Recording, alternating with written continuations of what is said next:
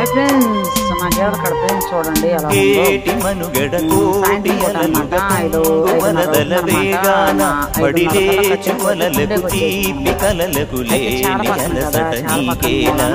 నల్ల నల్ల నీళ్ళలోన ఎల్లకిల్ల పడ్డట్టున్న అల్లు మల్లు ఆకాశాన చుక్కల్లు అమ్మాయంటి జాబిల్లమ్మ అబ్బాయంటి సూర్యుడమ్మ ఇంటి దీపాలంట దిక్కులు ఎవరికి వారే యమునకు నీరే రేవు నీరు నావదంట నావతోడు రేవుదంట పంచుకుంటే గోరు వంక వాడగానే గోపురానికి గంటలే మోగనేలా